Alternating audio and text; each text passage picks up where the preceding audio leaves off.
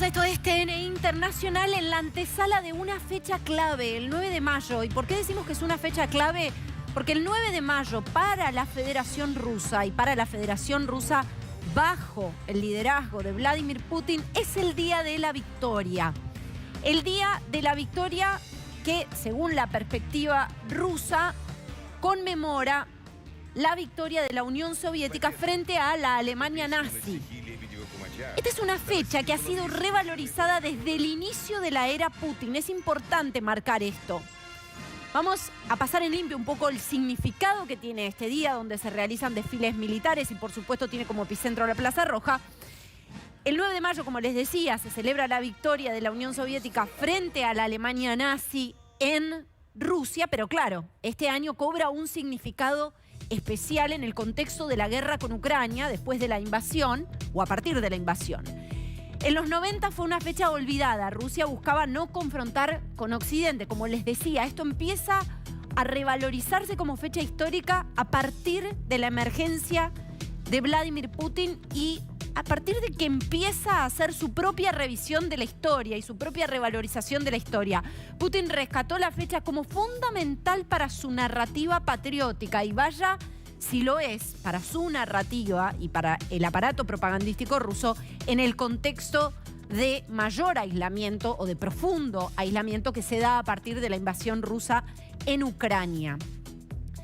Putin puede declarar finalmente la guerra y llamar a una movilización general en Rusia. Esto es muy importante, porque recuerden ustedes que hasta ahora lo que anunció Vladimir Putin y que termina de hecho siendo una invasión en territorio ucraniano y luego, por supuesto, una guerra con una resistencia también conformada por una defensa territorial en Ucrania, lo que anunció Vladimir Putin en ese entonces era, meses atrás, una operación militar especial, recuerdan ustedes, para, entre comillas, en sus palabras, desnazificar Ucrania, entre otros argumentos, reconociendo primero la independencia de los estados de Donetsk y Lugansk en el este.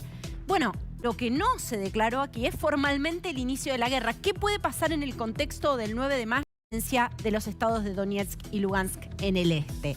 Bueno, lo que no se declaró aquí es formalmente el inicio de la guerra. ¿Qué puede pasar en el contexto del 9 de mayo? ¿Puede haber una movilización general?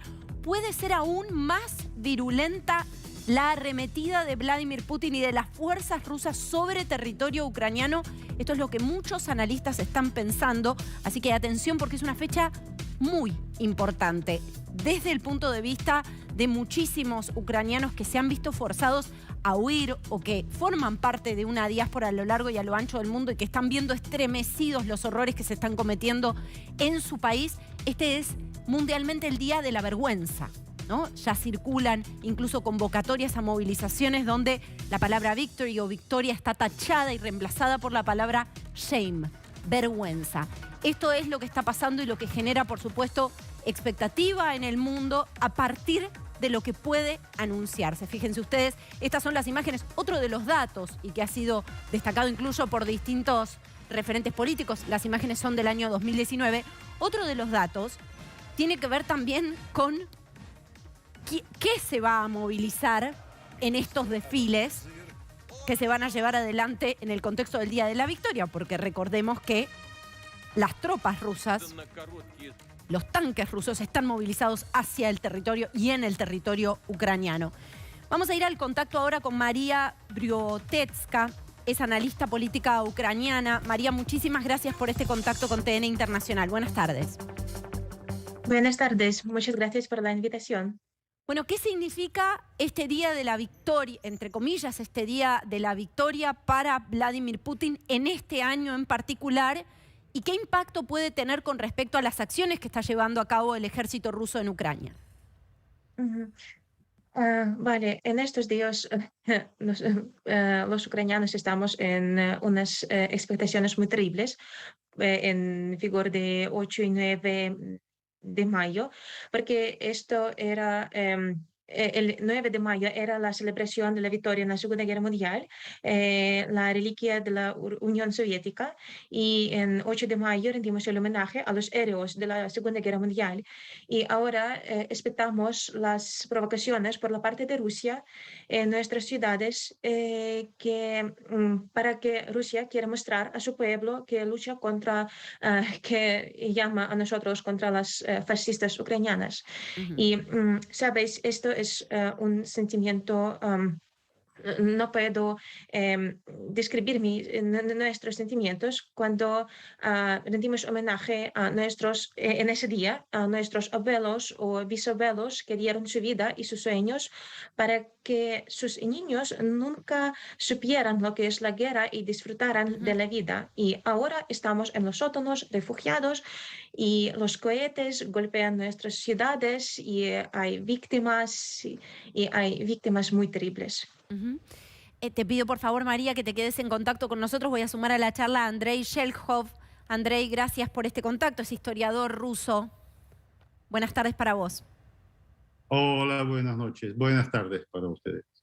Bueno, claro, buenas noches para ustedes, para ambos. A ver, Andrei, victoria, no hay victoria en términos militares alguna para Rusia en este contexto porque la guerra no fueron esos pocos días que quizás el Kremlin calculaba que iban a ser una vez que se inició la invasión. ¿Qué pasaría en el caso de que en efecto lo que se anuncie sea la declaración formal de la guerra y una movilización general en Rusia? Bueno, hay mucha especulación sobre algo terrible que va a suceder el 9 de mayo, algún anuncio de las autoridades que pueden sorprender a todos nosotros. Pero yo espero solamente algunas vulgaridades estéticas en la conmemoración, como fueron todos estos años. ¿Mm? Y declarar la guerra no veo, bueno, como dijo un amigo mío, que declare la guerra para saber qué era ahora, para Ujú. ver la diferencia. Entonces, no hay ningún sentido de la declaración de la guerra. Además, eso pone en peligro las posiciones de Rusia en el Consejo de Seguridad de la ONU, Ujú.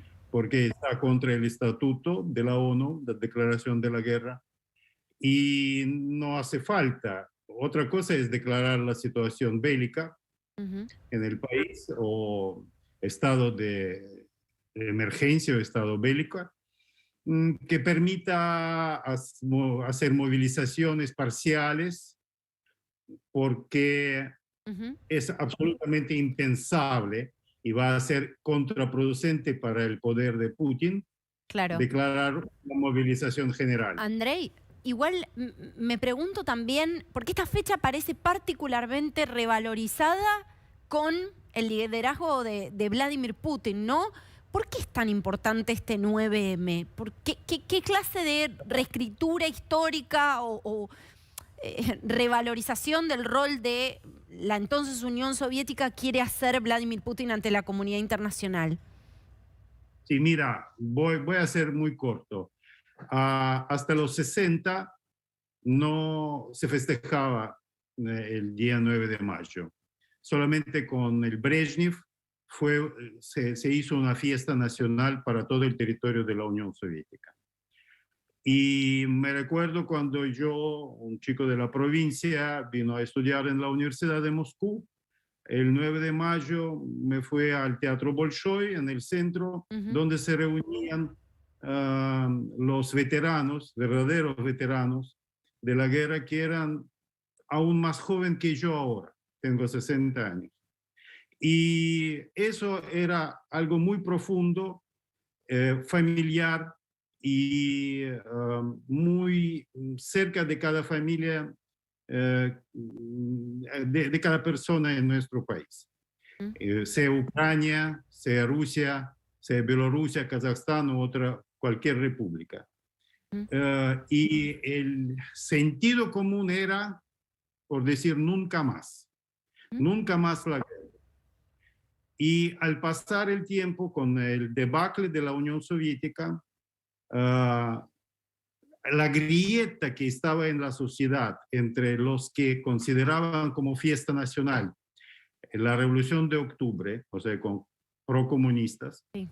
y los anticomunistas que lo consideraban el Día de Independencia rusa, el 12 de junio, para eliminar esta grieta se revalorizó el 9 de mayo como única fecha donde todos estuvimos juntos en solidaridad nacional, Ujú. con el mismo lema, nunca más. Pero con Putin, el lema nunca más se convirtió, podemos repetir. Claro. Sí. Y es un cambio tan profundo que esta fiesta hoy día se convierte en una psicopatía. Ujú. Bueno, tomo este término y le extiendo la pregunta a María, ¿no? Hay algo, recién Andrei dice, hay algo de psicopático o de psicopatía en la revalorización de esto, porque desde Ucrania lo que ustedes entienden, al menos es lo que capté en mi tiempo allí, es que Vladimir Putin no los reconoce en tanto soberanos, en tanto su identidad de nación, María. Ah, es verdad, en la cabeza de Putin hay una idea de la renovación de la Unión Soviética y hace todo lo posible para hacerlo. Y no calcula las víctimas y no calcula con nuestras vidas y con lo que estamos un Estado independiente, con nuestra historia. Y ese es un problema clave. Y vale, ahora lo único que podemos hacer es ganar la victoria para mostrar a todos que somos el país independiente con nuestras tradiciones, costumbre y con nuestro derecho de tener nuestro país.